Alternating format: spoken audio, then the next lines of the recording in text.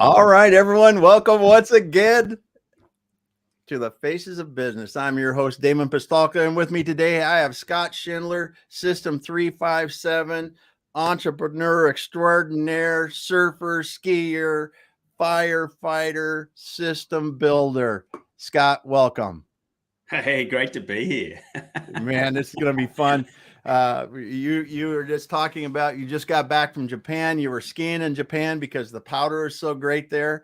Was the skiing good while you're there? I didn't even ask that. Actually, it was really good, So we had days where we had a foot of powder, and every run we were first runs.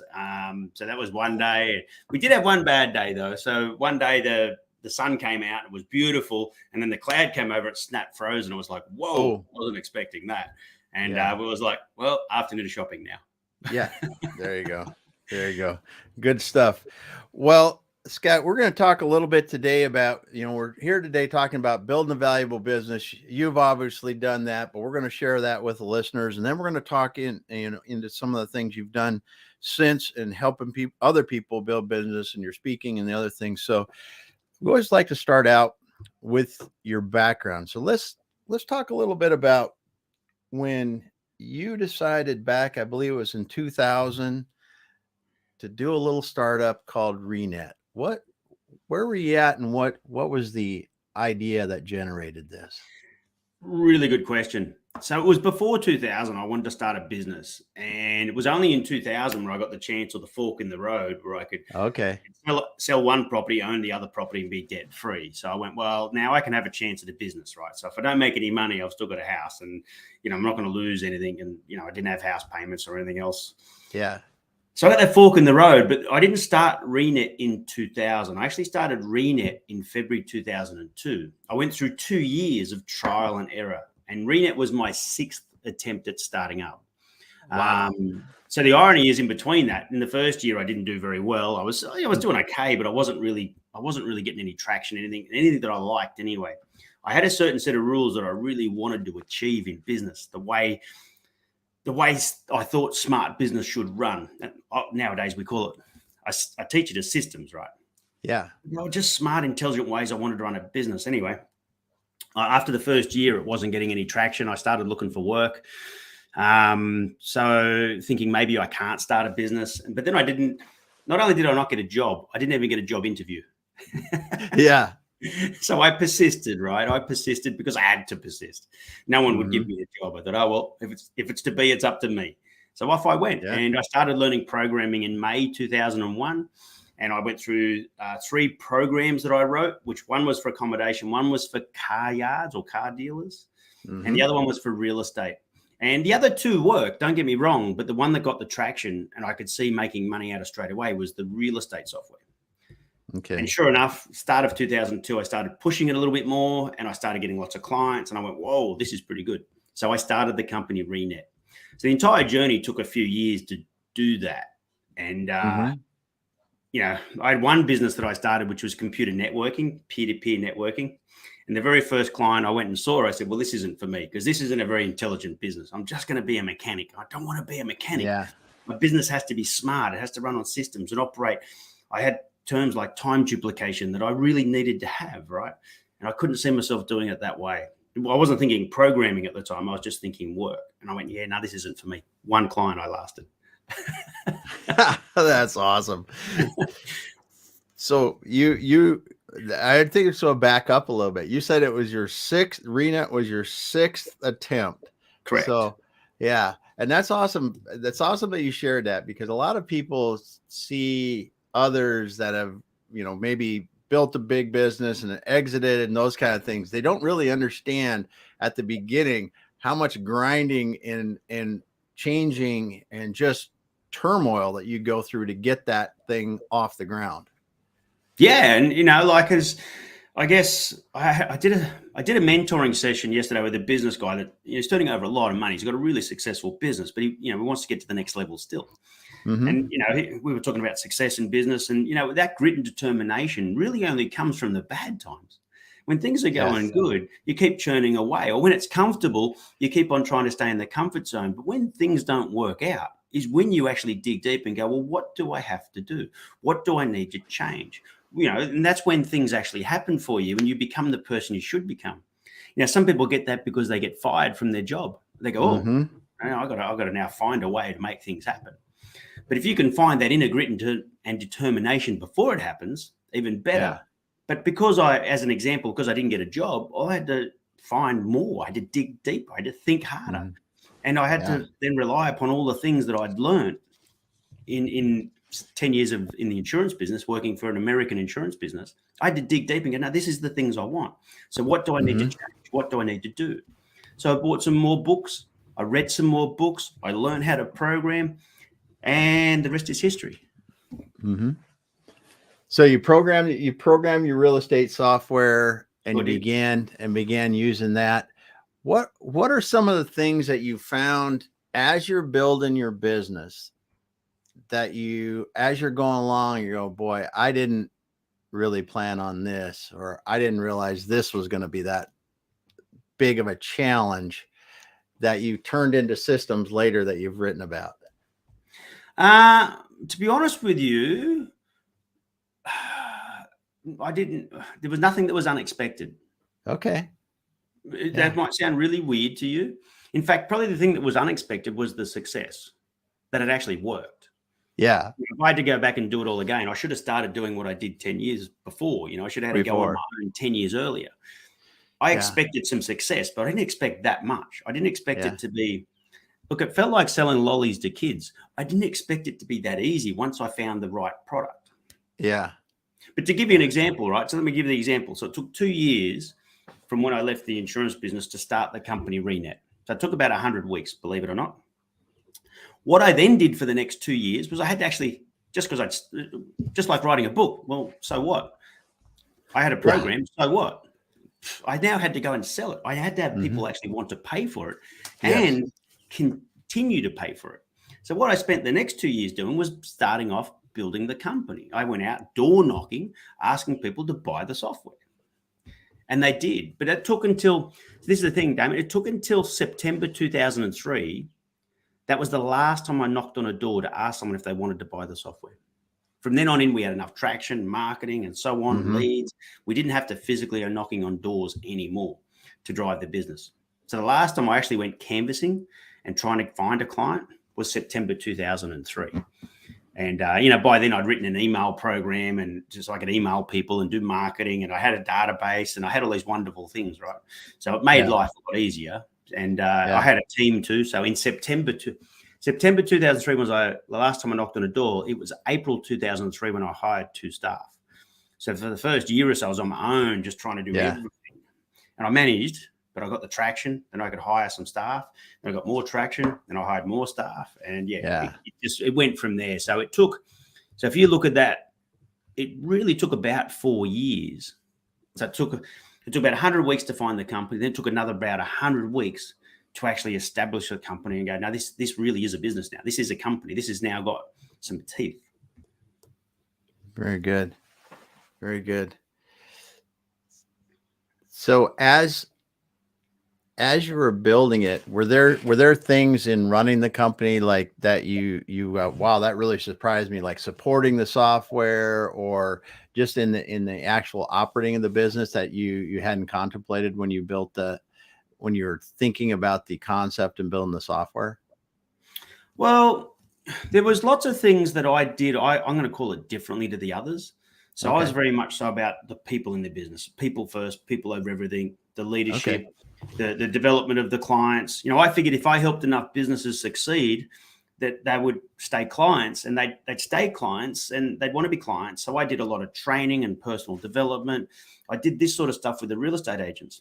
So I came from a sales background. They're in a sales industry. I have a product that actually helps them with their sales systems. So I went to work and actually tried to increase people's businesses. And it worked. So I didn't see it as a problem. It was just a part of the process. There was nothing that really surprised me. Like I said, apart from the success. And what actually ended up happening in the end was it got quite unique that I was the programmer and the CEO. Yes. Most people were the CEO and they hired programmers. Yes. Now, I wasn't a programmer in the end. I had a team of them. But I'm just saying, when I went to a prospect, like a major company, and they'd go, well, is this possible? I'd go, absolutely. and I could say it with authority. You knew. I didn't have to go back to the team and ask. Yeah. I might have had to go back with some project timelines or some final costing, but I knew what was possible, what wasn't possible. So that was actually quite unique in the industry in the end. So one, I was a successful business, but two, I actually knew what was going on from the coal face all the way up and down the product line. So yeah, so nothing really surprised me at all, Damon. The thing that really did surprise me though was that it all worked. Yeah, sometimes it does. Like in 1999, when I had the concepts of business judo and time duplication and wanted to create a company that was intelligent, where I could make myself redundant and these systems would work, I didn't know. I had no idea. But I'd learned them from like when I worked at McDonald's as a kid, when I worked for the American insurance company, I learned sales and leadership and business development. I learned those things, and so I actually wanted it to work. I just didn't think it would work as good as it did. Yeah. But that was about the only surprise I got was, wow, this stuff does work. Yes. These systems work. If you put your systems in place, look, did it mean things didn't go wrong? No. I mean, I had servers go out, and I had a legal issue in the middle of things. I can tell you about all the bad times too. Yeah. They're expected. The unexpected or the unknown unknowns come from time to time, right? And you have to expect that not every year is going to be perfect. Not every month's going to be perfect. Not every day is going to be perfect. So when it happens, it's not unexpected. You just don't know which one it's going to be. But you have to be able to be ready to respond and go, okay, this is one of those times that's going to test me. I have to sort stuff out. I have to get things fixed, and I have to move on. And that happens from time to time, So certainly wasn't smooth sailing all the way. I mean, I remember at one time nearly losing everyone's email, because we were managing their email servers too. And I mean, that was a stressful time. Oh, yeah. Time. Not only did we nearly lose it all, they didn't have their email for 24 hours. They lost everything for 24 hours. People are screaming at me. It was Friday afternoon, and all the advertising goes in the Saturday paper back then. And things had to be done. And people are going, well, why Friday? I'm going, well, look, if I could have picked a day, it wouldn't have been any of them. And I'm going, but it's happened. Let's just deal with it, right? So we dealt with it. We put in some better systems for redundancies after that. I was flying around the countryside. I had to see a forensic guy to interrogate the database and actually restore the hard drive and take it back. Because we had redundancies of backups. That wasn't an issue, but they were going to take longer than the flying around the countryside to try and get someone to repair the data. Oh, wow. Lesson learned. We had that much data. The restoration of it wasn't really going to work. It was backed up, but it wasn't really. Anyway, I can teach you some lessons about IT, but that's incredible though. I think overall what I'm hearing from you though, that's really good is that you were ready for the unexpected. You said it's going to happen. Yeah. And we're just going to work through it. Well, one of the systems I teach is the business of thirds, so a third of the time things are going to be awesome. A third of the time things aren't going to be. And in the middle is a middle third, which can go either way, depending on how we respond and react, our experiences, our knowledge, our training, that's the third in the middle. But you've got a third of times where things are great and we want to live in that third. Yeah. But the reality is a third of time, things aren't going to be great. My fault, not my fault. Unexpected, expected, whatever it's going to be. It could be weather, it could be economic, it could be, well, as we know, pandemic. It could be something that's going to change. And in 10 years of a journey, there's going to be a third of the years which are fantastic, a third of the years which you had to work really bloody hard for to try to get through. Yeah. And the third in the middle, well, that just depends on what happens and how you respond and how positive your mental attitude is and those sorts of things. So I teach the business of thirds. In fact, you asked earlier about when we spoke once before about the fire brigade. Yep. So we live in the bottom third. We live in those 10% of times where things go wrong. Yeah. That's what we train for. We actually don't know what the situation is going to be. So I did 8 years in the fire brigade, right? Just at my local fire brigade. So it's on call. So what happens is if the pager goes off, I jump in the car and I go. And then we get about 300 of those calls a year. Okay. So it could be 1 o'clock in the morning, or it could be 8 o'clock in the morning, it could be 3 o'clock in the afternoon, a car accident, the ambulance assist, or it could be an actual house fire, a structure fire, bushfire.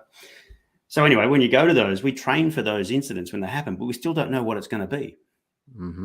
But we expect them. We expect that we are going to get a structure fire. We are going to get a house fire. We know that's going to happen, right? We just don't know when or how, what time, what's going to cause it, nor do we know how we're going to fix it either until it happens. But we can plan and prepare for it, because that's the industry the fire brigade is in. They're in the industry of when things go wrong, how big and how bad can they go wrong? And how can we prepare ourselves for that if and when it happens? So Yeah, it's a different way of thinking. Most businesses don't plan for that. Yeah, but it's a good way if you're going to think about, readiness for business as well, I believe. Yeah, absolutely. So, when you bring that into so I started doing the fire brigade in 2012. Okay. So, and then when you look at it, bringing those disaster recovery type mentality back into the business was a good thing. So it gave me more back than I put into it. And I just wanted to volunteer, right? So I was just volunteering for the local fire brigade. Yeah. And I wanted to give back to the community, but it gave me a lot back of situational awareness and not panicking when things go wrong and just looking at it, doing a full 360-degree view and going, okay, well, what do I need to do? What's the solution here? Let's just get in and get started, not panicking. So that situational awareness is something that, I got, even though you have it in business, I got it a lot out of the fire brigade. Yeah. Yeah. I can see now why that was an interesting time for you and beneficial for the long run. And it was rewarding, and helping the community too. In the local community. So there was people I knew.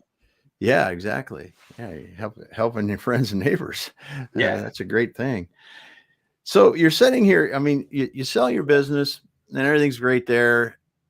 Why did you decide that you want to, I mean, you could have just rode off in the sunset, surfed, skied, had a good time, but you decided to start writing books about your systems you had developed and teaching people and speaking on it. What really drove that? There's a couple of drivers. First of all, I'm hyperactive. I'm ADHD. Okay. So I have to keep doing things. Yeah, that is one driver. The big driver is actually legacy. So, like at the end of the day, my boys, I've got 2 boys. They're now turning 20 this year and 25. All right. And they're both doing really well. So not a problem at all. And one day they're going to want to start their own business or they're going to want to do things and they're going to say, hey, what did dad do? Now, if I'm here, I'll talk to them. If I'm not here, well, then they can read some books about it. And the best validation for that is that other people like the books and other people have read the books. So, it's not just legacy. It's like, well, I also want some validation here. And it's been working. People have been buying the books. In fact, the US is the biggest market that's been buying the books. So it's been unreal. Very cool. So there's legacy. The other thing is I retired early. I was only 46. I wanted to keep mental stimulation. I didn't know what that was going to be though. So I didn't plan on necessarily what I'm doing today, but I did plan on staying active in one way or another, mentoring, coaching. I didn't know, but it's all I've done all my life is 30 odd years of coaching and mentoring people. And how I built ReNet to be a successful real estate software business was by teaching my real estate agent clients to be better real estate agents, how to sell more and make more, build teams. And by the way, here's my software. Yeah. It'll help you do all that stuff as well. So that's some of the motivation. But what changed it all was in 2018, I got asked to speak for Google. Okay. So I did a Google talk. And in that talk, I spoke about 2 things just that I really believed in. And I had these before I started the company ReNet. So I had these in before I left the insurance business. And one was business judo and one was time duplication. And I happened to drop those 2 terms in that talk. And at the end of the talk, I got asked about those 2 terms and I thought to myself, wow, they sort of are really unique. So I trademarked them. I thought, well, I might do something with those terms. I didn't know what to do though. But I thought, people actually can really relate to it and like it, can understand it, which means they can implement it and use it to succeed. It's not rocket science. There's street smart systems, but people can actually use them and they can think about it every day in their business. I'm a business tutor. What am I doing today? How am I flipping the narrative around from negative to positive or turning disadvantages into advantages and things like that? Or time duplication. How am I scaling? How am I duplicating my team? How am I duplicating my product? How am I duplicating my money and creating wealth? Every single day, that has to be your mentality. It's what successful people do. And it's those systems in business.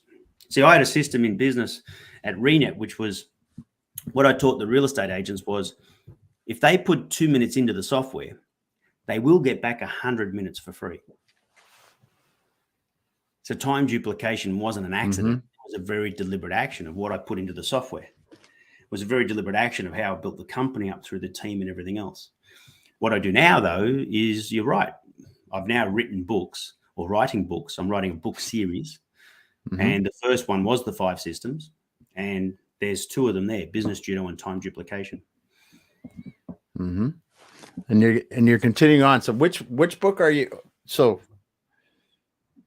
business judo. Where did you come up with the name?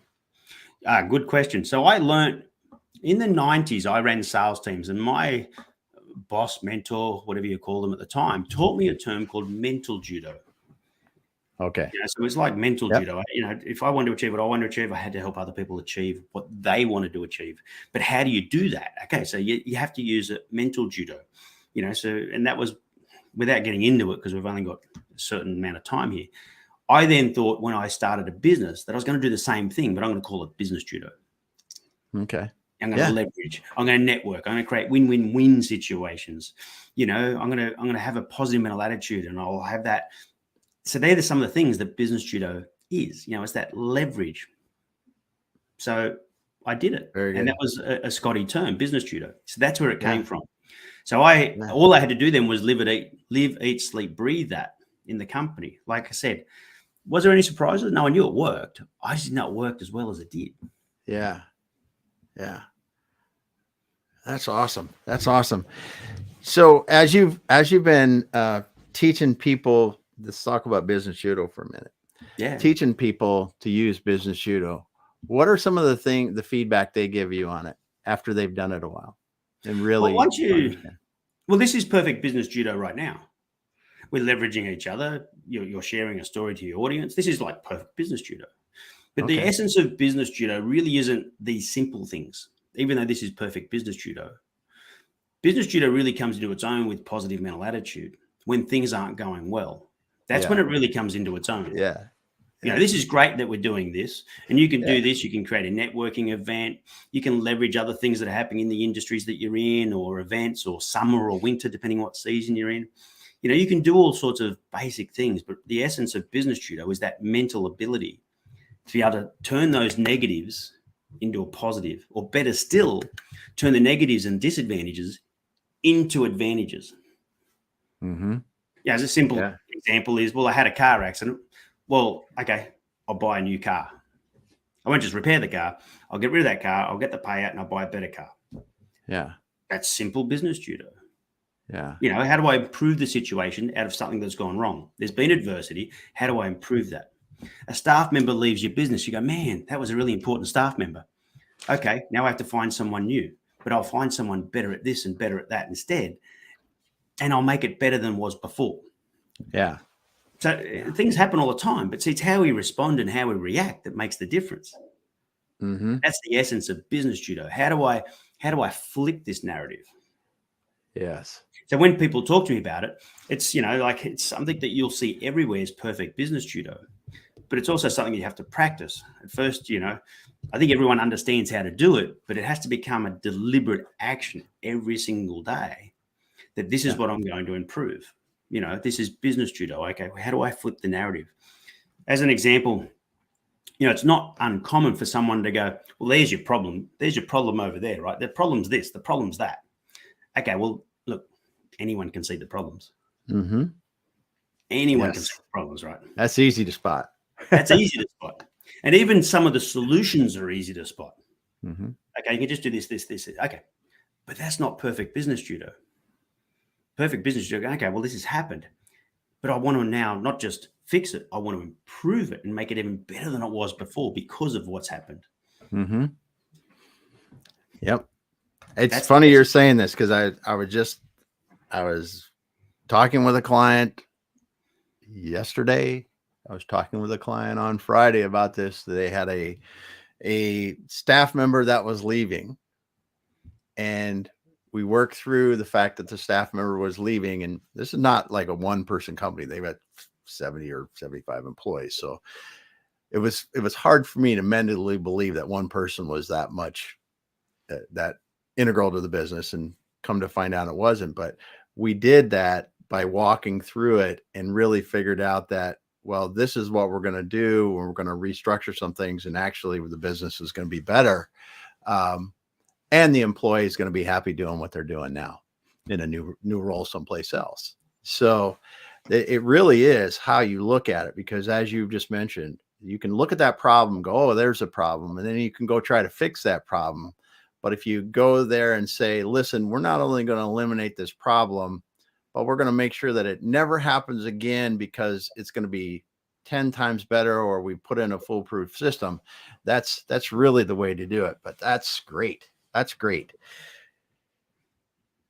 So as people are using this, what kind of comments do you get back? Because I mean, there's got to be some people like, oh my goodness, I never really thought about this in the tough times.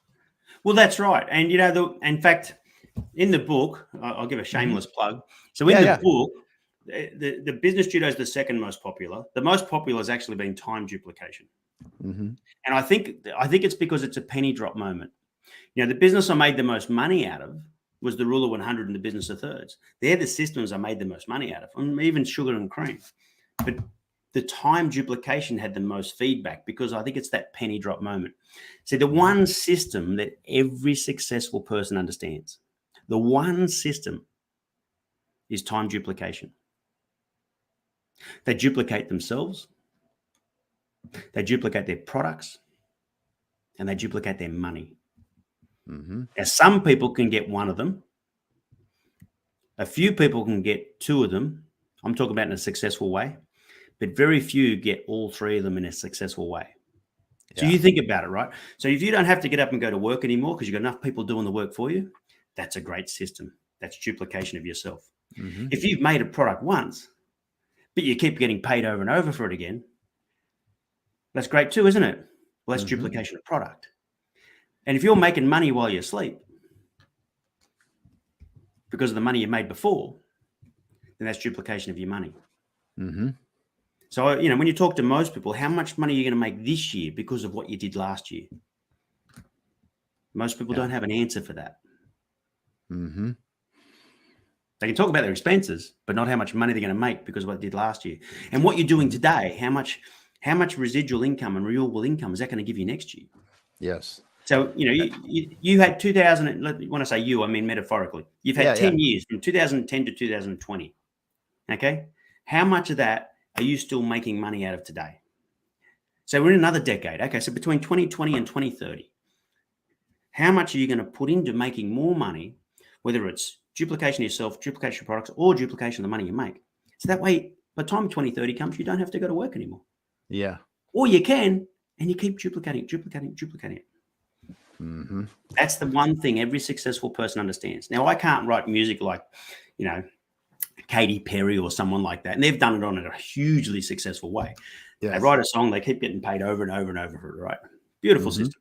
But the actors caught onto that. So once upon a time, the actors got paid millions of dollars for movies, and they went, whoa, hang on a minute. I'll take less up front, and I'll get a royalty, thanks. Yes. So they caught onto it. See, they caught onto it. They caught onto the system, right? They didn't want big money. They wanted the royalties. And, now business judo, once again, if we use that, now they get paid royalties for products. So they don't just get sponsored by Nike. They get a brand of Nike to actually sell with their name on it. So they get paid extra. So, everyone, it's what successful people do. That's why it's the 5 systems of successful people. Now, you don't have to do it on the scale of millions and millions of dollars to be successful. Everyone's definition of success is different. So you don't have to have millions and millions and millions of dollars to be hugely successful. But if you can do what you want, when you want, with who you want, never have to work again, that's not a bad definition of success either. That's not bad at all. That's not bad at all. That's for sure. So you've released the 5 systems of successful people. And what are the other books you've released so far? Well, I did actually do, because we were talking the last time. I can't remember where we were at. Where you were at. Actually co-author this one. Oh yeah, you did that. Build a business you can sell. Yeah, which talks about the systems and money and how business is valued. And this book sold a few books. It's I co-authored it with a merchant banker. When I was there. So Lana, she's now retired. Yeah. So I co-authored that with her. I can't remember how many years ago. So that then gave me business judo. I learned the process of writing a book. Sweet. Now I'll write it my own. Yes. So I'm writing a series, the Street Smart Entrepreneur series. So this is the 5 systems. Yep. So system 1, 3, 5, 7. This is the 5. Very good. So the next book I'm releasing is actually on sales. Okay. It's called Make More, Do Less. Yep. The best sales systems ever. It's actually, what successful people say, do, and when. That's the next book. It's actually ready for release now. It's in pre-release. It's up there. It's all ready to go. Just waiting for some final feedback, and hopefully that releases. Look, I'm going away again on another surf trip in 3 weeks' time. I'm going away surfing. So it'll either be done before or after that. But anyway, it's coming. It's imminent. It's an imminent. Good. So that's the next book. The book after that is actually going to be the one of 1357. And that's the Strive for Healthy, Wealthy, and Wise. And that book will be actually be about creating financial independence. It'll be about balancing life. It'll be doing all those sorts of things. So that'll be very much so street smart entrepreneur stuff for sure. And then I'm going to write it. Like I said, I'll finish the series. So the 3's on the can analysis, the 7's on time. I also have the leadership. So there's a whole series coming out, street smart entrepreneur stuff. I mean, I now mentor and coach people like professors, presidents of multi-million-dollar companies. And I'm now mentoring and coaching those people. And I'm a D-class student. But, the difference is you can have a skill set. You can be really technically skilled, like a doctor, an accountant, or a solicitor, and they are so good at what they do. But it's the out-of-the-box stuff they need help with. Yeah. You can't go to a university or a TAFE course to get out-of-the-box stuff. Think laterally. And this is all lateral thinking stuff. Yeah. Yeah, it is. People can be highly talented at one thing and really, really benefit from help in other areas. And I tell you, that one of the things that you see a lot is you'll have a doctor, like you said, or a lawyer or something. They're very successful in that part of what they do, but when it comes to business, they flop. It's really hard for them to run a business. It is hard for them to run a business, and that's okay too, right? Yeah, because they're really good at what they do. Look, I'm not a lawyer either. I can read the documents, but I still pay someone else. So in reverse, they know how to read the documents. They're saying, "Hey, Scotty, but how do I create a successful business now? How do I successfully lead my team and duplicate my team? I know the concept exists. Look, it's not like we've never heard the team leadership before. We've all heard it, but how? How do I actually do that?" So I teach people really simple systems they can follow, like a personal development pie. I teach them that stuff. Okay, let's put a pie in place. So that way in 2024, you're going to have a better year than you had in 2023. It's not the systems I teach are something you put in place today, but it's not a magic wand. Yes. It's something to put in systematically in your business so you can have a better year next year than you had last year. And that's what systems are for. And they take a while to implement and perfect, and they also can be alive and fluid. They can be customizable, but the point is you put them in place and then you work your systems. I think that's a great point, because you see so many people that are out there supposedly coaching people that go, "Oh, just do this. Oh, just do that." And realistically, what you're saying there is the truth. You're going to have to put systems in place. You're going to have to modify. You're going to have to be patient for the results, sometimes way more than you want to be. But that patience and persistence and that continual moving forward with them is where you really are going to get the long-term success. I mean, people pay me for the forest and the trees moment. Okay, so what's business judo? I can talk about it. You can read about it for $27.50, right? Cheap. Yeah. Easy peasy. I've got free videos online if you want to go watch them too, right? It's easy to get the knowledge, but it's a bit like, let me give you an example. So where I've now come into play with a lot of businesses and a lot of successful people is it's a bit like a recipe book. So I can pick out a recipe book and it says, pinch of salt here and 500 grams of that, and in the oven at 180 degrees for 15 minutes. And it can tell me exactly what to do. But if I had a master chef standing beside me instead and said, okay, we put a pinch of salt in so it does this, this, and this. We put it in the oven at 180 degrees for 15 minutes because what happens is it does this, this, and this, and it'll work. And I can then ask questions. See, the knowledge is there. It's easy to read in a menu. It's easy to read somewhere in a book. Not a problem. But then most people go, okay, I really like the system, but how can I put that in my business? And that's what people pay me the big money for, is to go, okay, let's bring it all together. A bit like having a master chef standing beside you or just a recipe. So the knowledge is everywhere and everyone's got it. And what I tend to do is, after 30 years of coaching and training, is it help people extract that out of themselves. Yep. That's what help them execute the things they need to do. Well, and in fact, I ask most people now, well, so you got a company of 70 staff, as an example. You just mentioned someone the other day. Mm-hmm. And so what's the leadership system that you follow in the business? Well, most people not only can't say what it is, they can't write it down. They can't describe it in any way, shape, or form. Most people's leadership system is they turn up and just respond to what's going wrong at the time. Yeah. There's a squeaky wheel. Let's manage it. What's the sales system? What's the sales system you have in your business? What's the process? What's the if this happens, else do that? What is that process? When a lead comes in, when an inquiry comes in, when you're talking to someone on the phone, what's the systematic way you approach your sales? Most people go, well, we get emails, we ring them up. I get emails, I respond. Well, that's not really a system. It's just being responsive. And it's perfectly normal to do in business. It's what everyone does. But what happens is you get a business to the point of 70 staff or 7 staff or 700 staff, it starts to become a necessity to have the systems in place that everyone can follow. That's the necessity. And they don't have to be strict. You don't have to have it like McDonald's, where it's on the hot plate for 3 minutes, the buzzer goes off, turn over, get out of the hot bun after 30. It doesn't have to be that strict, right? Yeah. It doesn't have to. It can be fluid. It can be alive. It can be flexible, but it's still a systematic way of doing it that everyone understands. Whether it's the leadership, the sales, or the business development, you can still implement these systems in principle that everyone can follow. So it can be alive. It can be flowing. It can live, eat, sleep, breathe. You can change it, modify it. But the thing is, what I find in most people's businesses, Damon, is they can't say what their systems are. Mm-hmm. So what's your system for leadership? If there's a problem, we'll fix it. That's not really a system. Yeah. And how, system, like you said, system for sales. Most people can't tell you the steps in their sales process, how they, go through, and like you said, leadership.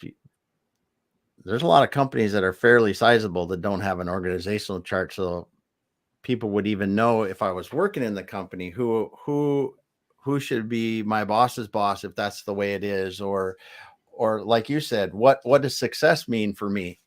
How do I know if I'm doing a good job? There's just so many things and it's normal. It's totally normal. It's actually totally normal. I mean, I didn't know that. I tell people, just Google this stuff. It's got to be everywhere. And now I go, actually, in the last 4 years, I've gone, no, actually, it's not as street smart out there in the world as I thought it was.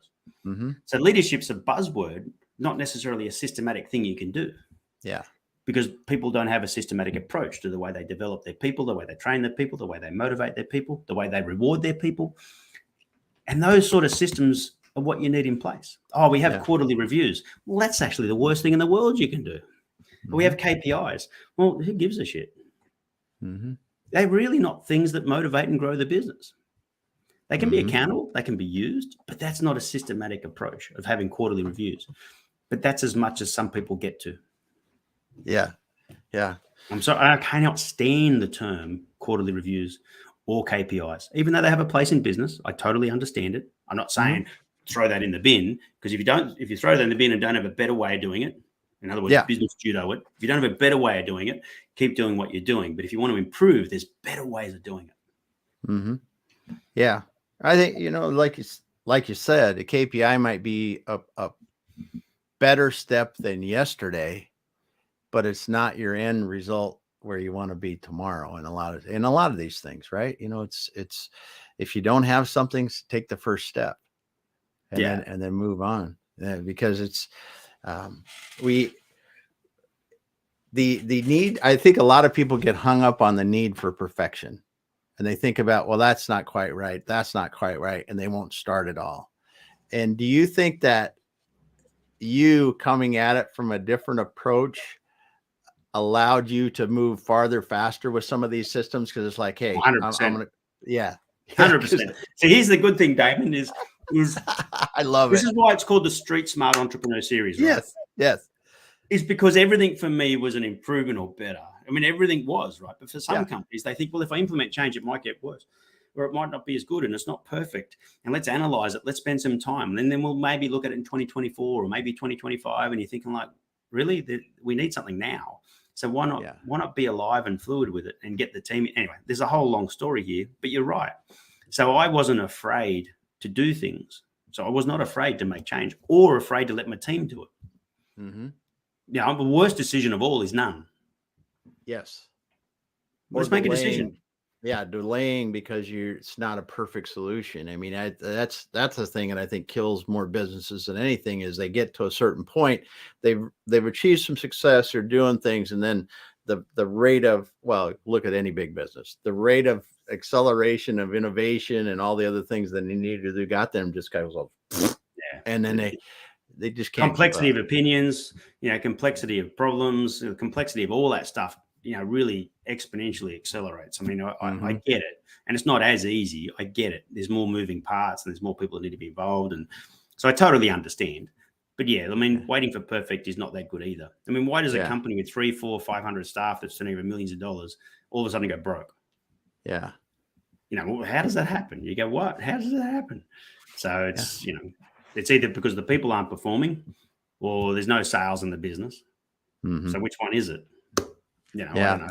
But they weren't going broke. They were growing.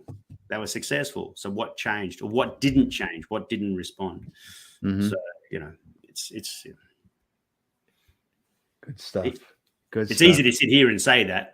Oh yeah. Armchair quarterbacking is easy. Looking at, I could have won that war they fought 50 years ago. Yeah. Yeah. No. So, at the end of the day, it's about doing the right things. And that's part of the systematic approach is that it's in principle, the system that you're doing, so is this smart? Is this intelligent? Is this doing all the right things? And if so, well, then do it. There's nothing to lose by doing it. So if it follows some of the rules that you've got in your business, well, then do it. Yeah. If it doesn't and it's not smart or intelligent, well, then you have to think better ways of doing things. And if it's broke, you have to fix it. There's no doubt about it. Yeah. And that's where your business judo comes in full swing, because you're going to fix it, but we're just not taking care of the problem today. We're making it better so that it's actually a strength for us in the future. Yeah. I mean, how do I have a better 2024 than I'm having in 2023? What do I need to do today that's going to improve my year next year? What am I going to learn? What am I going to develop? What am I going to replace? What are those things? Most people have KPIs and go, well, we increase the business by 10% or something else. And they look at numbers and that's okay. But, what are some of those things we need to do? So number one in system 1357 is people first. So what's the personal development program, the system in the business to make sure Damon as my employer is a better employee? Damon as my employee is a better employee next year than he was last year. What's his personal development growth program that I can put in place? Or is he just there to do a job? If he's just there to do a job, well, then they turn over. You have to accept the turnover. Yeah. But if you're there to develop people and developing people develops a company. Yes. Okay. Yeah. Yes. Well, then you'll have a much better company. Yes. But to do that, you have to do certain things. You have to actually implement. I mean, if you've got 70, give me a real life example. I've got a friend of mine, and I don't preach to him. I'm talking to you about business, but once I take off my hat and I'm just Scotty in the street, I don't preach to my friends about it. But anyway, I was talking to a friend, right? He's got like 40, 50 staff. He turns over a fair bit of money. He's doing really well in business. And his son's really good at surfing. So he's really good at sport. In fact, he's a little nuggety, like a little gymnastics kid, right? So he's probably going to do a lot of things. And they're driving around the countryside. They're going away to all these competitions. They're getting all this coaching done for him, high performance stuff. And I'm going, this is really good. So I said, well, so you must do the same sorts of things in your business, right? You must have lots of good coaching and training systems in your business too. He goes, oh, no, we don't do that. I'm going, I didn't ask questions, right? But you see his attitude was straight away, no, I'm not investing in something that's making me millions of dollars a year. Because what if they leave? Well, what if I train a staff member and they leave with all that skill set, And I'm thinking like, so here he is, he understands training and development. He understands professional development for his son in sport, spending, I don't know how many thousands of dollars a year. Yeah. Well, just put the same budget into the 30, 40, 50 staff you've got. Get a personal coach in once a month to do a sales session or a personal development session or a motivational session or something. Spend $50,000 a year on someone to come in and do some personal development. Your business will probably double in the next 2 years. Yes. Now, how much easier is business then? Yeah. But no, instead of spending a couple of dollars like he spends on his son. Yeah. Yeah. It is people first, man. That's what it's got to be. You got to be developing the people, otherwise. And too, I think what a lot of business owners themselves forget, that means them too. So I'm going to hit you on the head with that one. I used to get called in to do training at real estate offices. And the boss would come in and say, I want you to come and do a day. And he'd pay me lots of money. I'd come and do a day's training session. And they wouldn't turn up. Yeah. It wasn't for them. It was for their team. I'm going like, look, I'm really cool that I'm developing a team. I get paid the same whether you're there or not. Yeah. You're paying the bill. We call this happy days, right? But in my head, I'm thinking, well, why did that person not come to the training session? Why would you not come, A, to see what they're being taught, and B, learn it yourself, or get reminded yourself how important some of these simple things are? What's that pinch of salt in cooking that's going to make all the difference? So, and you're right. A lot of the business owners and leaders think, oh, this isn't for me. This is for them. So they don't have their own personal development program, let alone for the really valuing it on the team. So this is why the training fails in a lot of organizations. Yeah. They put it in there, but they go, it's not really for me. So there's no follow through. There's no development of it. So you do a coaching course. So what? What's the follow through with that? That's what makes people successful. It's not what they do on the day. It's what they do after the day that makes a difference. It's the action. So, and if leaders don't come to it, or the business owners don't come to it to see what they're learning and what they're doing, different if they've already been to it once before, now they're implementing it in their business. That might be different. But even so, it amazed me, if not confused me, why the business owners themselves didn't bother coming. And I knew they knew, like, and trusted me, but I'm still thinking they should be here. There's things I'm teaching them they don't need to pay me twice for. Instead of getting me back every 6 months, well, they could continue on with the same coaching and training. Yeah, that's for sure. Anyway, it's fine. Like I said, it's a hamster wheel sometimes. And it is. Off we go, and it is. But I really appreciate you stopping by today, Scott, because it's been awesome talking to you, and the stuff you're doing, helping people and coaching them with your system 1357 and teaching them about business judo and time duplication and the other things you're doing is incredible. I mean, your street smart approach to it is stuff that we can understand and be taking advantage of it.